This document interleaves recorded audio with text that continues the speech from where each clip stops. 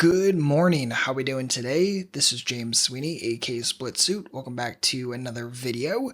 And today we're going to continue on with the preflop strategy and range quiz. This is part 2. And just like the last one, we're going to go through a spot, we're going to go through a range, and we're going to look at what line we should be taking based upon everything we've looked at. So this again is part 2. We're going to look at a situation where a lag in the big blind squeezes, and then we have pocket queens and have to decide what line we should take. So without further ado, let's jump right into it. If you want to take the quiz, you can pause this, take it. I'll leave a link in the description box. If you've already taken it and you're ready to rock and roll, let's get started. All right, so the actual situation is this. Playing live 2-5, you open raise to $20 from MP1. The button calls, who's classified as a huge fish, and a lag in the big blind, 3 bets to $100 total. So what range in percentage form do you think the lag is squeezing with in this situation? So if we graph everyone's answers, and there's over 2,000 people that answered this one, here's what we're seeing. So a median answer of 15% of hands, an average answer of a 19% range of hands, and this of course is everything graphed out. And you can see there's kind of some bunching, some agreement down here, but there's not like as tight of an agreement as there is in, say, the previous one, right? So if we look at the previous answer, we notice that from question 1, there's a lot of very, very tight bunching down here, right? Which means that a lot of people are in agreement with that answer. When we look here, we notice that the range is much wider, it's not as tight, and as such, I don't think there's as much agreement in what the answer is in this situation, which is okay. In situations where there's aggression, particularly squeezing or 3-betting or 4-betting, there can be a lot of disagreement and a lot of uncomfortability when we're talking about like what range did someone open raise with or what range did someone call with. Usually those can be kind of tight, kind of narrow, and a lot more agreement, but aggressive ranges can sometimes give you this kind of spread. So let's take a moment, graph it up in Flopzilla, and see if we agree with this answer. We'll start with a 19% 3-betting range and see what that looks like. So if we open up Flopzilla and drag the bar to 19%, and mind you, this isn't the way that I normally do this, we're just going to start here for a moment. This is what roughly a 19% range of hands looks like, right? Which is pretty much any pocket pair, any 2 Broadway cards, and a couple of things right outside of that, ace-9 suited, ace-8 suited, 10-9 suited. The point being is that this is a pretty wide range of hands, and for someone to be squeezing 1 in 5 times, that's pretty darn aggressive. Now, one thing I will say is this. When I'm thinking about a 3-betting range or a squeezing range particularly, I'm thinking about who are they 3-betting, who are they squeezing. So the lag is not just 3-betting us. The lag is also 3-betting a huge fish on the button, which means the lag should probably expect to get fewer folds pre-flop, and as such, I don't think the lag is going to be as bluff heavy. So it's not only important to say, okay, how often is the lag 3-betting here, but it's also important to say how are they comprising their range. Is it going to be very, very bluff heavy? Is it going to be minimally bluff heavy? And I think in this situation, you're not going to find a tremendous amount of bluffs. I also don't think the lag is going to be squeezing here with like smaller pocket pairs, right? I don't think those kind of hands are in here. So let's open up another Flopzilla. And we'll run through this a little bit. Let's just say that we start with a 10% depolarized 3-betting range, which is what? 8s plus, ace-10 offsuit plus, double broadways, all that kind of fun stuff. This is 13% of hands.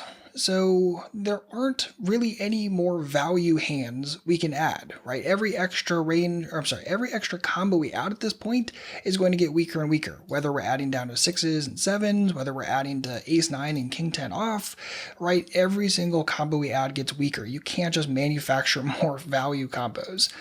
So I think realistically, you're probably looking at a range that's similar to this, right? This is a range of hands that has, decent playability. It has a decent, well, not all of these hands are going to have the greatest equity edge in the world against the button's calling range against that squeeze, but I think overall, this is going to be just fine. I think 19% is far too wide. I don't think that the lag is actually doing that here. I think if the button were a tag or something like that, the lag is more incentivized to have more bluffs, which means they can widen their squeezing range. In this situation, I think they're more capped off because there is a huge fish involved in the mix, because the lag is out of position against that huge fish, and because of that, I think you're looking at a range that's a little bit tighter than what people thought and probably a little bit closer to this. Now, that being said, if you did think it was this wide, that is definitely going to influence the answer for the next part of this question. which is if we look down at our cards and see we have pocket queens, what are we doing here? So think about what you would do here. Would you fold, would you call, or would you 4-bet? So if we look at what the average person said they would do here, about 69% of people said they would 4-bet, about 31% of people said they would call, and 18 goofballs said that they would fold. I'm never ever going to fold here. This is simply a situation between 4-betting and calling. Now, here's the way that I would think about this. It's very, very dependent on the lag, and it's very dependent on how you think they would stack off right this moment. So both of these ranges, right, both the wider one that the average person suggested or the one that I suggested, which is a little bit tighter, both of these are ranges where our queens perform super, super well. Obviously, we do even better when there's more weak stuff in there, but I digress. So in this situation, what I'm asking myself is, okay, if I decide to 4-bet with queens, which of course is very committing, so it's not a 4-bet fold, it's just a 4-bet, how are we going to stack and what's our 4-bet size going to be? It's to say, is the lag going to stack off with the range that we do well against, or is the lag going to do things like squeeze hands like pocket nines and then fold to a 4-bet, or squeeze with ace queen and then fold to a 4-bet? Or do I think that they would stack off with those hands? The more I think they're going to stack with those hands, the more and more I like a 4-bet, no problem whatsoever. The issue starts to happen when the lag would actually play pretty darn well against your 4-bet, and all you're then doing is blowing out the huge fish. That I don't care for as much. So I think in a lot of situations where there's a huge fish involved like this, and whether when you call, if the huge fish calls as well, it creates a very, very simple SPR, right? It's roughly 2 against the huge fish, it's roughly 2 against the lag, and that's a pretty darn easy situation to play post-flop. Yes, you're still going to have to contend with an overcard about a third of the time, but the rest of the time it's very, very simple. So personally, I really like calling here, letting the huge fish come along as well. I have huge equity edges against both players. I think there's a ton of extra value when we fought that overpair, and we can go forward from there. Again, you could definitely consider going for the 4-bet. I'm not saying the 4-bet isn't inherently bad. I just think there's a little bit more value in letting the huge fish come along as well, and even more so if your 4-bet would kind of let the lag play too close to perfect, right? There are plenty of players who are very aggressive, but they play pretty darn well when you re-aggressive them. So keep that in mind. Don't just assume, okay, I have queen, so I auto 4-bet. Think about the situation. Think about the edge differential, whether you take the passive route or the aggressive route, and which of those is going to give you the highest expectation. And that is going to wrap it up for this video. Again, this is only part 2 of 10. There's lots more parts coming up, so keep it locked. If you have any comments or questions on this, please don't hesitate to let me know down below.